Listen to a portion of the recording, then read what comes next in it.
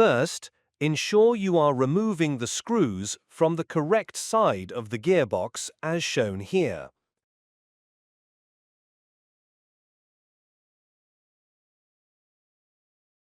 Once all screws have been removed, the side plate will come away from the gearbox. Carefully remove the arm and place to one side. Gently apply some pressure to the latch, pushing it into the gearbox. You can then lift and tilt the paddle to remove it.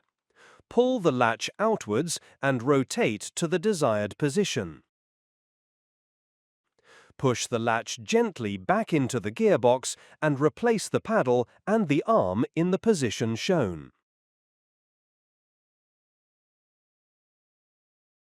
Place the side plate back onto the gearbox and reinsert the screws.